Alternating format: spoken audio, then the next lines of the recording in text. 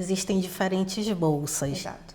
E aí uma observação que eu vou fazer. Dentro da Universidade de Lisboa, tem as bolsas da Universidade de Lisboa e tem as bolsas das faculdades.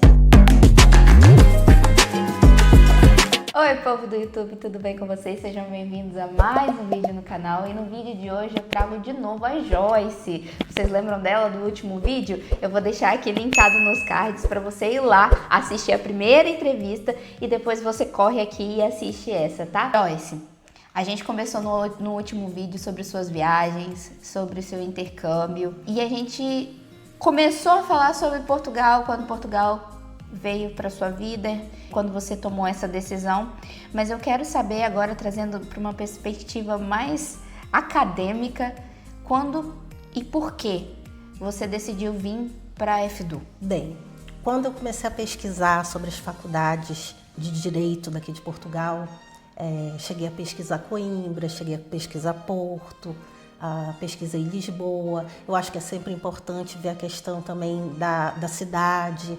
Eu sou uma pessoa mais cosmopolita, fiquei temerosa, por exemplo, quando eu vi Coimbra. É uma cidade muito pequena, exatamente. O Porto é uma cidade que, enfim, eu gosto bastante, mas Lisboa é a maior cidade. Sim. Então eu pensei, não, eu quero estar na cidade que é o centro das coisas. Mais oportunidades também, às vezes, né? Exatamente. E eu gosto muito de vida cultural, então imaginei que aqui, e imaginei corretamente, teria mais opções de vida cultural. Então foi esse o motivo que eu escolhi Lisboa. Okay. A partir do momento que eu escolhi Lisboa, eu comecei a olhar também não só a Faculdade de Direito da Universidade de Lisboa, que é a chamada clássica, mas também fui ver a Faculdade Nova, cheguei a ver a Católica. Então fiz uma pesquisa. E onde eu achei as informações de forma mais fácil e o acesso mais facilitado foi aqui. Além disso, me chamou a atenção a variedade enorme de mestrados, tanto de mestrados científicos como de mestrados práticos. Então, eu acho que aqui em Portugal é a maior universidade do país. Então, assim, são 18 escolas só na Universidade de Lisboa. São cerca de 50 mil estudantes, então tem toda uma estrutura. Eu pensei que seria a melhor opção. Certo. Chegou em 2018, certo? Isso. Que a gente estava conversando. Quais foram as suas primeiras impressões? O que você sentiu? Foi fácil? Foi difícil? Então, quando eu cheguei a primeira vez aqui na faculdade, a sensação foi muito diferente da que eu tenho hoje em dia. A sensação era de que eu estava entrando num ambiente super hostil. Sério? Eu entrei e o prédio, eu me sentia muito pequena, porque nós estamos acostumados no Brasil com uma certa informalidade. Quando eu estava na faculdade, eu cheguei a ter interações sociais com professores, eventualmente até se tomou uma cerveja com o professor, o que é impensável aqui. Exato. E aqui não, já existe toda uma formalidade. Então é aquele prédio rústico, aqueles anfiteatros todos enormes, em madeira. Então eu me sentia muito oprimida por isso. E eu pedi informações. Você não conhece o ambiente, você não sabe onde é a biblioteca, você não sabe onde você pode comprar um café e você não sabe onde é a secretaria. Aí você começa a pedir informações e eu achava assim, eu comecei a me sentir muito mal porque eu pedi informações e as pessoas ficavam rindo de mim e eu não entendi. Hoje eu entendo por quê. E não era xenofobia, mas eu realmente não entendia por que as pessoas ficavam rindo, mas eu perguntava bem assim, com licença, onde eu posso encontrar a secretaria? E aí os alunos portugueses olhavam para os outros, perguntavam para o outro, começavam a rir e diziam, não tem secretaria aqui. Então, assim, na nossa faculdade, àquela altura, o que nós chamamos no Brasil de secretaria se chamava divisão acadêmica. Agora nem mais, se chama serviços acadêmicos. Mas isso é uma coisa que causava confusão. Por conta desse tipo de confusão, eu comecei a ter medo de pedir informações das pessoas. Então eu andava, vagava pela faculdade, tentando encontrar a biblioteca, não encontrava e não tinha coragem de perguntar onde é que era. Aham. Por quê? Porque eu me sentia assim no Sentia ambiente... sempre aquela medo da rejeição? Isso. Eu achava que as pessoas estavam rindo de mim, eu achava que era Aham. porque eu era brasileira. Não era, hoje em dia eu compreendo, mas naquele momento era a impressão que me passava. Sim. Então, tinha vários termos que se usam em Portugal, que nós usamos diferentes e que eles não entendiam. E, particularmente, eu era uma pessoa com muita dificuldade de entender o sotaque. Tem pessoas que não têm a mesma dificuldade que eu tive, Sim. mas, assim, eu, particularmente, tinha muita dificuldade de entender o sotaque. E a faculdade de Direito, ela ainda tem um bônus, que a cada 5 minutos passa um avião arrancando o nosso cabelo. Eu não sei por que não passou aqui ainda, a gente não ouviu. Vocês não vão ouvir no vídeo porque não passou nenhum ainda, mas eu tô surpresa, tá? Então, imagina, você está tentando entender português de Portugal, que é falado super rápido e sem as vogais, e o avião passando a cada 5 minutos. Então, assim, foi realmente bem difícil quando eu cheguei. Eu tive uma experiência que no começo foi bem ruim. E a coisa da adaptação cultural foi muito engraçado, porque tendo vivido na Austrália, tendo vivido na Irlanda, eu não tive a mesma dificuldade de adaptação cultural que eu tive aqui. E justamente porque talvez eu não esperasse ter a dificuldade, mas assim, eu tive muita dificuldade realmente. E me causou uma certa depressão que me fez desistir do mestrado. Ok. Então, em 2018 eu comecei, mas foi muito difícil para mim, eu desisti. E o nível de desistência é muito alto aqui entre estudantes internacionais por fatores como esse. Em 2019, eu aproveitei Lisboa. E aí foi quando eu me apaixonei. Porque Lisboa é apaixonante. Lisboa é muito apaixonante. Não tem como. Diferente. Eu sou apaixonada por Lisboa também. Você sair com seus amigos para fazer, a gente costuma fazer Rota dos Miradouros. E você vai de um miradouro, que é o mirante que chama no Brasil. Então você vai de um para o outro, tomando uma cidra e conversando com os amigos. A vida cultural, que é muito boa, os festivais de jazz, é muito gostoso. E é uma cidade muito ativa o ano inteiro. Exatamente. É o ano inteiro ativa. Aí os parques, os jardins. Eu me apaixonei por Lisboa. Eu aproveitei muito Lisboa no ano de 2019. Sim. No ano de 2020 eu decidi, bem, agora vamos voltar para o objetivo inicial. Me matriculei numa pós-graduação aqui na faculdade, comecei a frequentar, quebrou um pouco aquela coisa do ambiente hostil. Ok. Me recandidatei ao mestrado, mas noutra área. Meu primeiro mestrado, eu tinha me candidatado para Direito Internacional Público. Eu também não tinha gostado muito. Dessa segunda vez, eu fui para Direito Econômico Internacional. E aí comecei, posteriormente me identifiquei bem. Sim. E é a área que eu estou feliz agora. E agora eu quero entrar em uma coisa que eu falo várias vezes no canal, que é o NELB. O NELB particularmente me ajudou muito. Se eu não me engano, foi por um canal do YouTube de uma menina, de uma estudante aqui, que ela estava em Erasmus, e eu vi o Cardona sendo entrevistada por ela, e aí foi aí que eu descobri o NELB. E logo depois da minha candidatura, eu fui incluída em um grupo e facilitou para mim muito chegar a saber onde é que eu tenho que ir, saber o que eu tenho que fazer, como é que são feitos os relatórios. Às vezes vocês até exageram um pouquinho para poder alertar a gente. É verdade.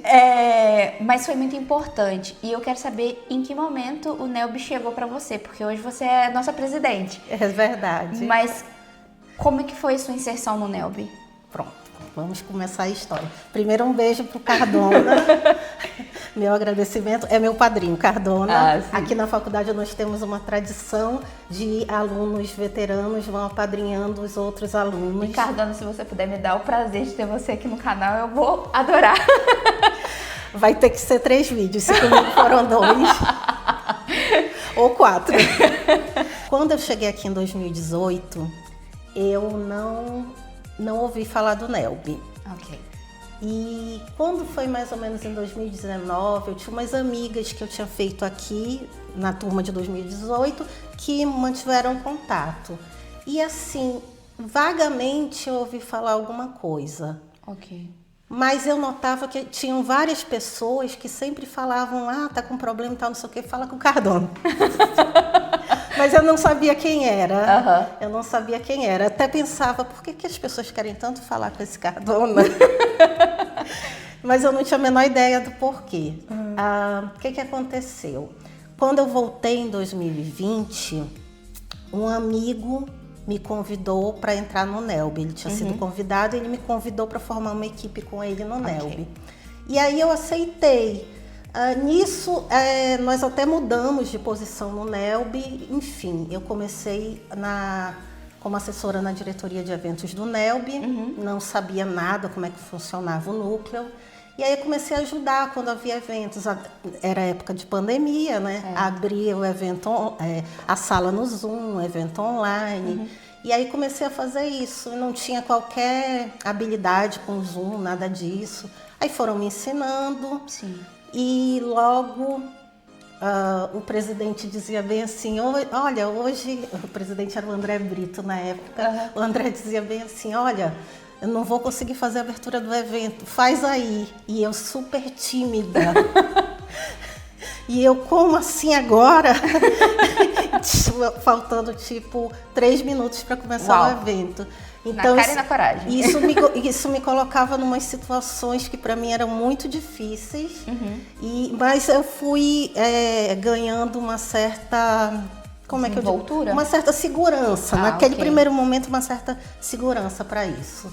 E aí depois terminou a gestão dele, iniciou a gestão da Leandra de Souza, que foi a presidente seguinte. Aí eu passei a ser a secretária executiva do NELB. E aí era muito trabalho, muita coisa, porque trabalha lado a lado com o presidente, com toda a documentação do núcleo. Eu passei 2 anos nesse cargo, fiz amigos, conheci muitas pessoas e sempre fui uma pessoa assim, eu sempre gostei de conhecer pessoas, mas eu sempre achava que as pessoas não lembravam de mim, que as pessoas não iam querer falar comigo. Mas aí eu fui conhecendo as pessoas e ajudando, eu gosto de ajudar as pessoas. Aprendi bastante com o Cardona, que ele ajudava bastante as pessoas a resolverem os problemas, e ele foi me ensinando e começou a dividir comigo. E aí eu fui assumindo cada vez mais essa atividade de apoio ao aluno, aquela coisa que eu conversei com você antes, que tem alunos que vão para o Brasil, estão tentando entrar em contato com o orientador e não conseguem, às vezes para fechar a questão da orientação não consegue e tem um prazo para isso. Então eu ia na sala, conversava com o professor, explicava, olha, o aluno enviou um e-mail, será que o seu professor não pode responder? E assim, consegui orientador para muita gente, fiz um trabalhinho assim bem escondidinho, porque é uma coisa assim que as pessoas não veem muito. E nisso cada vez conhecendo mais pessoas e ampliando esse meu trabalho, ao ponto que as pessoas diziam que eu era conselheira pedagógica da faculdade sem ter sido eleita. E aí, na sequência disso, eu me tornei...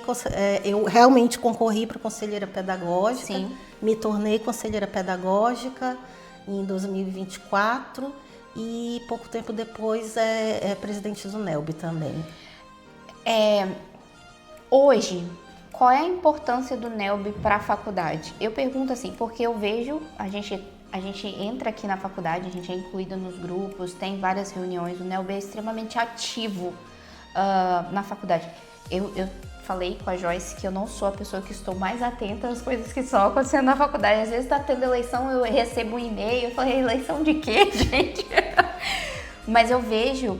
o NELB, e eu fui beneficiada por muitas coisas que o NELB fez no ano de 2024, 23, 24, quando eu cheguei aqui, como por exemplo a prorrogação dos relatórios. Se eu não tivesse ganhado aquele mês, eu não sei se eu teria conseguido entregar. Então, assim, eu acho que eu falo em nome de todos os alunos brasileiros que estão aqui, a gente agradece, e não só os brasileiros, a nível da universidade, da faculdade em si, porque não só os brasileiros foram beneficiados. Sim, todos. Então, assim, deixo aqui o meu agradecimento ao NELB por isso, e eu vi a Joyce correndo para lá e para cá aqui dentro da faculdade, desesperada por essa questão. Mas, além disso, qual é a importância hoje do NELB dentro da faculdade? Eu não sei se é história verídica ou se é uma lenda urbana. Ok. Mas o que me disseram é que antigamente uma professora da faculdade que já é afastada, já não dá mais aula, ela pegava uma plaquinha e escrevia brasileiros e ia para a porta da faculdade para recepcionar os brasileiros. Hoje, claro, nós estamos na era da informática. Hoje em dia o NELB tem um site, os alunos encontram no site um manual de ingresso e permanência com dicas voltadas para o público brasileiro, explicando como fazer a matrícula. Já tem um linkzinho para o grupo no WhatsApp. Lá no grupo do WhatsApp já se pergunta, se tira todas as dúvidas. E, bem, nós temos colegas advogados, então nós tiramos desde as dúvidas jurídicas, as dúvidas acadêmicas e até outras também. Não, até moradia, às vezes a gente consegue pelo grupo. Onde eu encontro um bom dermatologista, exatamente, tem de tudo lá no grupo. Então, tem todo esse compartilhamento. Então, isso faz com que a gente consiga fazer uma comunidade brasileira, uma comunidade de estudantes brasileiros mais coesa, mais informada. A gente tenta que as pessoas fiquem na mesma página. Conseguimos 100% de abrangência nisso? Não, nunca se consegue. Vez por outra eu encontro um aluno que, eu sou do ano passado, mas eu nunca conheci vocês. Mas eu imagino que seja um aluno que não é tão participativo nas coisas da faculdade, porque nós realizamos mais ou menos 40 eventos por ano. Nós abrimos grupos de pesquisa, nós temos revista jurídica, temos um clube de livro, o Clube do Livro funcionando com encontros mensais. Temos também o Cineclube Raízes, que traz a exibição de um filme todos os meses e com debate sobre o assunto. Então, assim, nós temos muitas atividades para que os alunos participem, mas aí também fica por conta da disponibilidade deles, que a gente sabe também que não é ampla e restrita, porque muitos precisam trabalhar muito, alguns têm dois além do mestrado, tem dois empregos. Exatamente. As pessoas precisam escrever seus relatórios, então toma muito tempo ficar na biblioteca fazendo pesquisa. Enfim, alguns vêm para cá com 2, 3 filhos. Tem gente que vem com família. Com família, então obviamente eles precisam de um tempo para a família. Mas assim, o importante é que nós oferecemos essas atividades para que as pessoas participem na medida daquilo que elas querem e podem, né? Joyce, além do NELB, você faz parte do Conselho Pedagógico. O que seriam as atribuições do Conselho Pedagógico? Bem, o Conselho Pedagógico é onde se decidem questões relativas à avaliação aqui na Faculdade de Direito. Então, é um conselho formado por 10 professores e 10 alunos, 10 docentes e 10 discentes, e nós votamos coisas relativas aos inquéritos pedagógicos, às queixas pedagógicas, regulamentos de avaliação, enfim, tudo que gira em torno dessa questão da avaliação dos alunos. Ok. E eu tenho uma sincera dúvida. Como que você dá conta de tudo? Porque gente, juro pra vocês, a gente só vê a Joyce correndo pra lá e pra cá. Quando que você dá conta da sua vida estudantil? Então, às vezes eu não dou conta. E eu, muito recentemente, encontrei com a minha orientadora no corredor e tomei um puxãozinho de orelha. Tomei um puxãozinho de orelha da minha orientadora. Entendi. Obviamente, ela sabe que eu tenho todas essas atividades em paralelo. Ela sempre é muito respeitosa com todos os alunos que são dirigentes estudantis, que sabe que é um tempo que a gente tira para dedicar para melhorar a vida dos outros alunos. Mas assim, eu tenho muito prazer nessas atividades. Eu gosto muito. Então, talvez por gostar, seja um pouco mais fácil de manejar tudo isso. Particularmente, tem momentos que é bem difícil, que eu fico muito cansada, mas tem momentos de muita realização, tem momentos que você resolve problemas. Nós já tivemos vários casos, cada vez que se consegue uma prorrogação de prazo que beneficia centenas de alunos, isso é muito prazeroso para a gente. quando nós temos casos de alunos doentes que estão no ano curricular e aí tem aquela dificuldade de não poder ter prorrogação de prazo no ano curricular, nem suspensão, e aí, mas que nós conseguimos conversar com a direção da faculdade, que sempre nesse ponto tem se mostrado bastante flexível, e conseguimos resolver esses problemas, é sempre uma sensação muito boa. Isso é importante que você falou da questão de estar doente e tal. Não existe atestado aqui para poder suspender prazo, tá, gente? Ficou doente, tem que dar conta de fazer. Então, mas para o ano da tese e dissertação pode. Não, dissertação sim. Isso, a gente no consegue prorrogar. não. Agora no curricular, quando a gente está ali tendo as aulas, inclusive tem vídeo no canal, vou deixar aqui linkado, falando como foi a minha experiência desse primeiro ano. E lá eu explico como que funciona o ano curricular. Ficou doente, gente. Tem que pedir a Deus para não ficar. Porque a gente não consegue prorrogação. O máximo que pode acontecer é você reprovar numa matéria. Exatamente. Como eles dizem aqui, chumbar numa matéria. E fazer no ano seguinte. E fazer no ano seguinte. O máximo, assim, com muita sorte. Entendeu? Então, sim, os esforços do NELB são muito importantes nesse sentido. Até pra gente se sentir incluído, se sentir parte. Sim. Porque realmente, a questão, igual você falou da questão da xenofobia lá no começo, a gente não sente tão forte, mas a gente sente algumas coisas. Sim. Então o NELB acaba dando esse suporte, você sente que você não está sozinho. Até porque nós somos muitos aqui. Então, a gente tem aquela coisa também, nós formamos salas de aula. No mestrado científico, creio que é 90% formado por brasileiros. Pois é, somos no muitos. Doutoramento, acho que uns 70, né? Porque também temos muitos colegas de países africanos, eventualmente tem algum chinês, alguma coisa assim, e portugueses, mas vamos dizer que no mestrado prático é mais seara dos portugueses, o mestrado científico nós realmente dominamos com muita força. Então, e o último tópico desse vídeo que eu queria trazer é uma coisa que vocês me pedem muito, que é para falar sobre bolsa de estudo. Como é que funcionam as bolsas de estudo aqui na faculdade? Porque é importante a gente explicar para você que está assistindo que cada faculdade vai ter o seu sistema de bolsas. Eu já conversei com pessoas, por exemplo, do Instituto de Educação, que eu falei num vídeo, que não tem bolsa 100%. E ela falou, não, eu tive bolsa 100%, então eu percebi que é uma coisa muito isolada. Como que funciona aqui, na Faculdade de Direito de Lisboa, o sistema de bolsas? Primeiro eu preciso fazer uma observação com relação assim, existem diferentes bolsas. Exato. E aí uma observação que eu vou fazer, dentro da Universidade de Lisboa, tem as bolsas da Universidade de Lisboa e tem as bolsas das faculdades. Inclusive, as bolsas da Universidade de Lisboa costumam ser bem melhores do que as da faculdade. Ok. Por uma questão de verba, creio.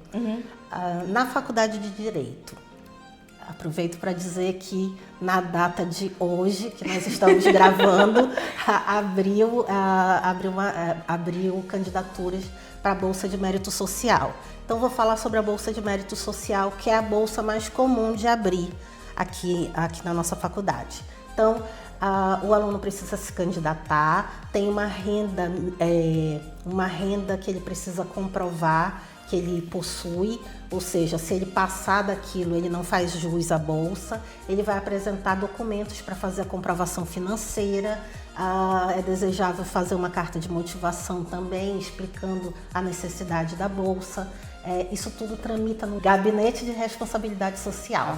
Eles selecionam as pessoas e aí, a partir disso, os demais gabinetes da faculdade vão pedir, vamos dizer, a biblioteca, eu preciso de tantos, aqui chama-se bolseiros. Vamos dizer, os recursos humanos, preciso de 2 bolseiros.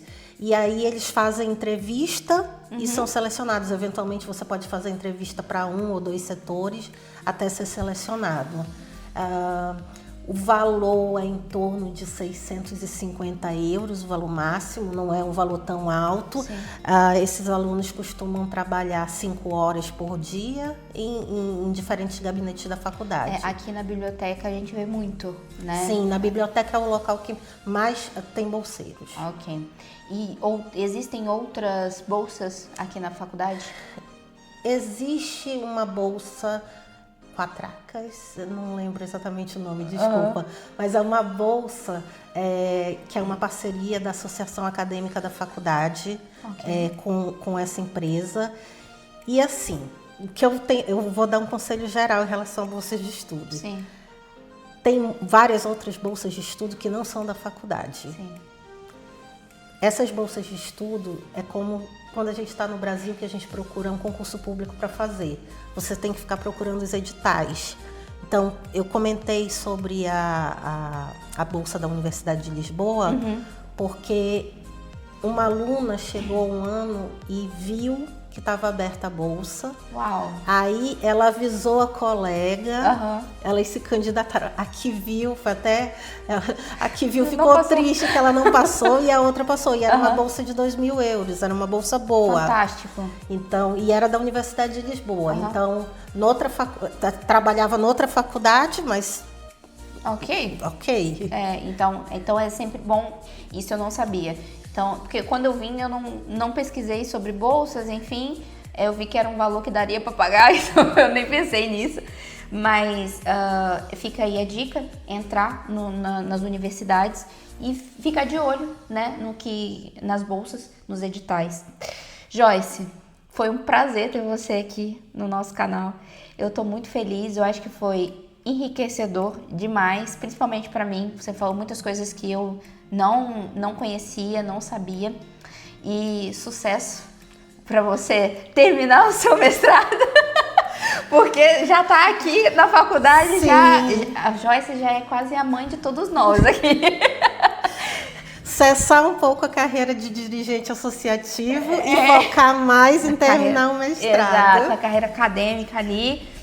E é isso, tá bom? Muito obrigada. Muito obrigada também. E eu quero que, antes da gente terminar o vídeo, você deixar um recado pro aluno que tá querendo vir aqui pra FDU.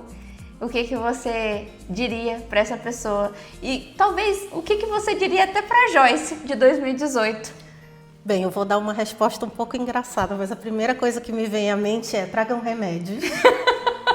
Tragam remédios, porque, por exemplo, os principais remédios que a gente toma para enjoo no Brasil não tem aqui. Eles têm algo contra dipirona, vocês não vão encontrar dipirona. Então, toda vez que eu vou para o Brasil, eu trago realmente muitos remédios.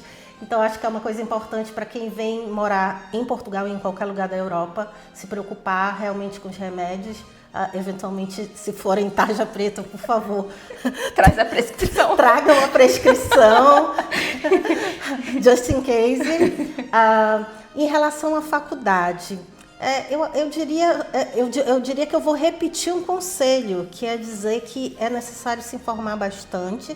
Se você é brasileiro e vem para a Faculdade de Direito, por favor, procure o site do NELB, as redes sociais do NELB, faça contato, entre nos grupos, tire as dúvidas, comece a fazer amigos desde antes de vir para cá, que quando você chegar você vai ter um suporte. Nós fazemos a nossa recepção de alunos, nós vamos para recebemos os colegas, nós vamos para restaurantes, bares juntos, nós organizamos piqueniques. Todos se conhecem, fazem amigos, trocam experiências.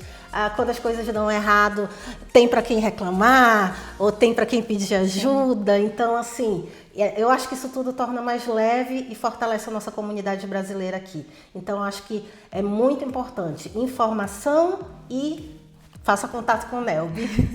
E esse foi o vídeo de hoje. Espero que tenha servido para você que está sonhando vir aqui fazer o seu mestrado. São dicas valiosas, mesmo que você não venha para fazer direito, venha para outra área, para outra faculdade, mas a Joyce trouxe conselhos valiosos para nós.